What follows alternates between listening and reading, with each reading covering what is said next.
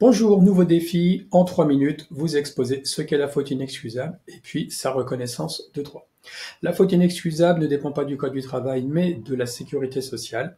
Sa définition, c'est lorsque l'employeur a ou aurait dû avoir conscience du danger et qu'il n'a pas mis en place de mesures de prévention ou de protection. Ça permettra donc à la victime, potentiellement, avec la reconnaissance de la faute inexcusable, en allant saisir le tribunal judiciaire, et bien d'obtenir la réparation avec des dommages et intérêts, la réparation quasi intégrale de son préjudice.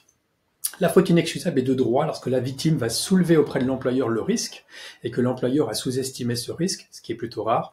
En général, ce sera plutôt un membre du CSE, d'où l'importance que la commission santé-sécurité, si c'est elle, par exemple, qui est amenée à effectuer des missions d'inspection ou des enquêtes suite à action du travail, remonte en CSE l'information de manière à ce que cette information soit discutée au périmètre du CSE, qu'on en garde la trace dans une résolution et ou dans le PV. Et à partir du moment où donc le CSE a soulevé un risque, si l'employeur sous-estime ce risque et que malheureusement ce risque devait se traduire par un accident du travail ou de maladie professionnelle, ce serait de droit la reconnaissance de la faute inexcusable au profit de la victime, au tort de l'employeur. Donc toute la stratégie du CSE va être systématiquement de tracer les risques en restant crédible, de manière à contraindre l'employeur soit à écouter le CSE et donc à mettre en place des mesures, soit s'il ne le fait pas, il prend un risque, c'est de se retrouver potentiellement condamné pour faute inexcusable.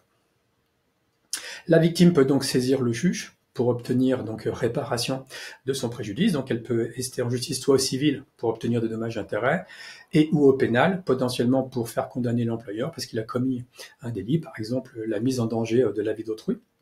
La prescription, à partir du moment où donc la personne est en consolidation, à partir de la date de la consolidation, eh bien la victime a 2 ans pour ensuite saisir le juge. Les recours possibles, donc j'en ai parlé, du civil voire du pénal, possibilité aussi de demander auprès du Conseil de prud'homme la résiliation judiciaire du contrat de travail pour la victime, puisque l'employeur n'a pas respecté son obligation de sécurité vis-à-vis d'elle. Ça peut être aussi si jamais l'employeur, suite à l'accident du travail, devait licencier la victime, cette victime pourrait demander aussi la nullité et donc sa réintégration au sein de l'entreprise. Voici, c'est tout pour aujourd'hui.